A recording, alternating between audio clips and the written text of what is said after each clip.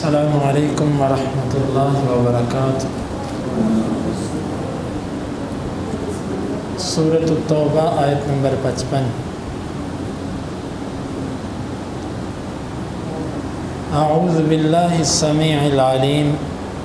من الشیطان الرجیم من ہمزہ ونفخہ ونفثہ۔ فلا تعجبک، پس نہ آپ کو تعجب میں ڈالیں، اموالہم، ان کے مال، ولا، اور نہ، اولادہم، ان کی اولاد، انما، یقیناً، یرید، چاہتا ہے، اللہ، اللہ، لیعذبہم، تاکہ وہ انہیں عذاب دے، بہا، اس کے ذریعے، فی الحیات، زندگی میں، الدنیا، دنیا کی، وتزہق، اور نکل جائیں، انفسہم، ان کے نفس، ان کی جانیں، وہم، اس حال میں کہ وہ کافرون، کافر ہوں، ویحلفون، اور وہ قسمیں اٹھاتے ہیں، باللہ، اللہ کی، انہم، بے شک وہ، لمنکم، البتہ تم سے ہیں، وما، اور نہیں، ہم وہ، منکم، تم سے، ولکنہم، لیکن وہ، قوم، ایسی قوم ہے، یفرقون، جو ڈرنے والے ہیں، لو، اگر، یجدون، وہ پائیں، ملجا، کوئی چھپنے کی جگہ، او مغارات، یا ملجا، کوئی قلعہ، کوئی محفوظ جگہ، او مغارات، یا کوئی غار، او مدخلا، یا کوئی سرنگ یا گھسنے کی جگہ، لولو، البتہ وہ بھاگیں، الیہ، اس کی طرف، وہم، اس حال میں کہ وہ، یجمحون، رسیاں توڑا کر اس طرف دوڑتے ہیں، فلا تعجبک اموالہم ولا اولادہم، آپ کو ان کے مال اور ان کی اولاد تعجب میں نہ ڈالے، انما یرید اللہ لیعذبہم بہا فی الحیات الدنیا، یقیناً اللہ چاہتا ہے کہ اسی مال کے ذریعے انہیں دنیا کی زندگی میں عذاب دے، وَتَزْهَقَ أَنفُسُهُمْ وَهُمْ كَافِرُونَ، اور ان کی جانیں اس حال میں نکلیں کہ وہ کافر ہوں، وَيَحْلِفُونَ بِاللَّهِ إِنَّهُمْ لَمِنْكُمْ، اور وہ اللہ کی قسمیں کھاتے ہیں کہ یقیناً وہ تم میں سے ہیں، وَمَا هُمْ مِنْكُمْ، اور وہ تم میں سے نہیں ہیں، وَلَكِنَّهُمْ قَوْمٌ يَفْرَقُونَ، لیکن وہ قوم ہے ڈرنے والی، لَوْ يَجِدُونَ مَلْجَا، اگر وہ پائیں کوئی محفوظ جگہ، قلعہ، او مغارات، یا کوئی غار، او مدخلا، یا کوئی گھسنے کی جگہ، لولوا الیہ، البتہ وہ بھاگ دوڑیں اس کی طرف،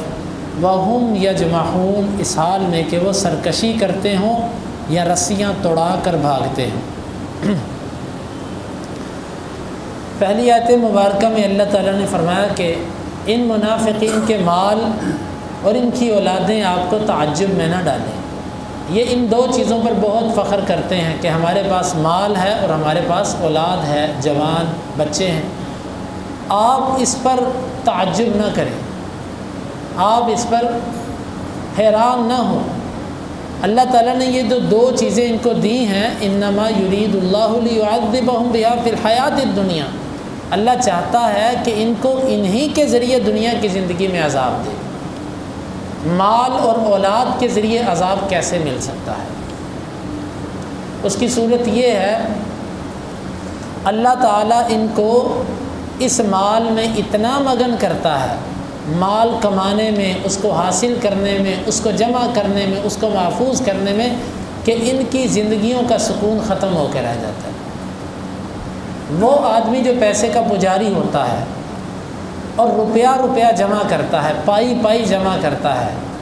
اس بندے کو اس جمع کرنے میں اور پیسہ اکٹھا کرنے میں جو اذیت اور جو مشقت آتی ہے، اللہ تعالیٰ نے یہی ان کے لیے عذاب بنا دیا کہ یہ پیسے کے پیچھے دوڑنا، پیسے کو جمع کرنا، یہی اللہ نے ان کے لیے عذاب بنا دیا۔ اور ان کی اولادیں وہ بھی ان کے لیے عذاب ہے، ان کی فکر، ان کی پریشانی، ان کے غم،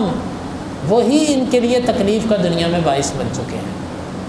یعنی یہ بھی ایک صورت ہے عذاب دیے جانے کی کہ اللہ تعالیٰ بعض دفعہ بعض لوگوں کو مال میں اتنا مگن کرتا ہے، اتنا مگن کرتا ہے، اولاد کی اتنی فکر دیتا ہے کہ ان کو یہ چیز ان کے لیے وبال جان بن جاتی۔ وَتَزْهَقَ أَنفُسُهُمْ وَهُمْ كَافِرُونَ، اور ان کی جانیں اس حال میں نکلیں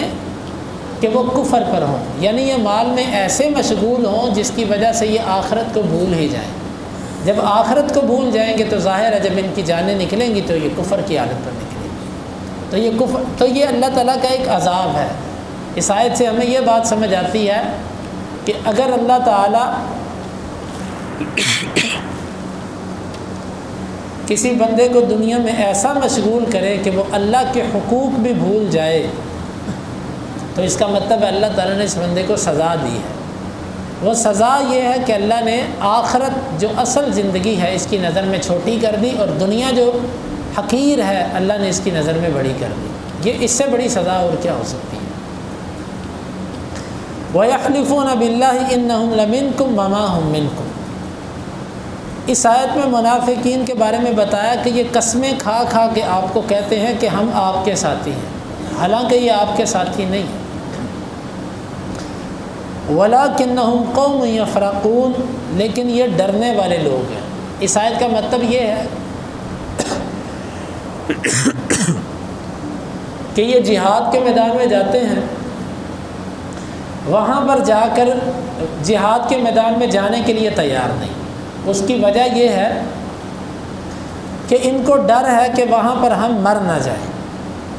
اور آپ کے سامنے قسمیں کھا کھا کر کہتے ہیں کہ ہم مسلمان ہیں،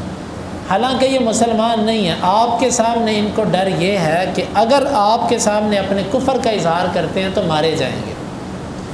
یعنی قسمیں کھاتے ہیں اس لیے کہ بزدل ہیں، اپنا عقیدہ نہ آپ کے سامنے ظاہر کر سکتے ہیں اور نہ اپنا عقیدہ کافروں کے سامنے ظاہر کر سکتے ہیں۔ تو اس آیت مبارکہ میں اللہ تعالیٰ نے بیان فرمایا کہ منافق بزدل ہوتا ہے، ایمان بندے کے اندر طاقت پیدا کرتا ہے، ایمان بندے کو بہادر بناتا ہے، قوت اور شجاعت پیدا کرتا ہے، اور نفاق یہ انسان کو کمزور کرتا ہے، گناہ انسان کو کمزور کرتے ہیں۔ تو فرمایا کہ یہ تو ڈرنے والے لوگ ہیں، یہ تو قسمیں کھائیں گے۔ لو یجدون ملجا، اس آیت مبارکہ میں اللہ تعالیٰ نے فرمایا کہ یہ آپ سے اتنے تنگ ہیں، اسلام سے، اسلامی معاشرے سے، اسلامی ماحول سے، مسلمانوں کی زندگی سے، مسلمانوں کی خوشی اور کامیابی سے اتنے تنگ ہیں کہ یہ چاہتے ہیں کہ کاش انہیں کوئی ایسی جگہ ملے کہ جس جگہ میں یہ چھپ سکیں، مضبوط قسم کا قلعہ ہو جس میں اندر جا کر یہ چھپ جائیں اور آپ سے خلاصی پا جائیں، او مغارات، یا ان کو کوئی غار ملے جس تک آپ پہنچ نہ سکیں یا آپ سے دور ہو جائیں، او مدخلا، یا زمین میں کوئی سرنگ مل جائے، کوئی گھسنے کی جگہ مل جائے۔ الغرض ان کا بس نہیں چلتا، اگر ان کو آپ سے دور رہنے کے لیے کوئی جگہ ملے تو یہ ایک منٹ نہ لگائیں، ایسے بھاگ کر جائیں جیسے کوئی وحشی یا بدکی ہوئی چیز رسی توڑا کر بھاگ جاتی ہے۔ یعنی یہ آپ کے معاشرے میں جو رہتے ہیں یہ مجبوراً رہتے ہیں، ان کا بس نہیں چل رہا، ان کا بس چلے، ان کو آپ سے دور ہونے کے لیے کوئی محفوظ جگہ ملے تو یہ جھٹ لگائیں اور آپ سے دور ہو جائیں اور بھاگ کر اس جگہ پہ چلے جائیں۔ تو اس آیت مبارکہ میں اللہ تعالیٰ نے منافقین کا مسلمانوں سے تنفر، نفرت اور اسلامی معاشرے سے ان کی بیزاری کو بیان کیا ہے۔ آج ہم اپنے معاشرے میں دیکھتے ہیں تو ہمارے معاشرے میں بھی بہت سارے لوگ ایسے ہیں کہ جن کا بس نہیں چلتا، ان کو جگہ نہیں مل رہی کہ وہ مسلمانوں سے چھپ کر اسلام کے خلاف کھل کے بات کر سکیں، وہ مجبور ہیں۔ اور حقیقت یہ ہے کہ یہی لوگ ہیں اس امت کے منافق، کہ جو مجبوراً ڈر کے مارے ہمارے سامنے خاموش ہیں، جیسے ان کو کوئی محفوظ مقام ملتا ہے وہ فوراً اسلام کے خلاف بولنا شروع کر دیتے ہیں، قرآن کے خلاف بولنا شروع کر دیتے ہیں، حدیث کے خلاف بولنا شروع کر دیتے ہیں۔ تو ان 3 آیات میں اللہ رب العالمین نے منافقین ہی کے بارے میں بیان فرمایا کہ یہ منافق ایسے لوگ ہیں اللہ تعالیٰ نے ان کو دنیا میں ہی سزا اور تکلیف دے رکھی ہے۔ سب سے بڑی تکلیف یہ کہ مسلمانوں کو جب خوشی اور کامیابی ملتی ہے ان کو اس میں تکلیف ہوتی ہے۔ اللہ تعالیٰ سے دعا ہے کہ اللہ تعالیٰ ہمیں ان آیات کو سمجھنے کی اور ان کے تقاضوں کے مطابق زندگی گزارنے کی توفیق عطا فرمائے۔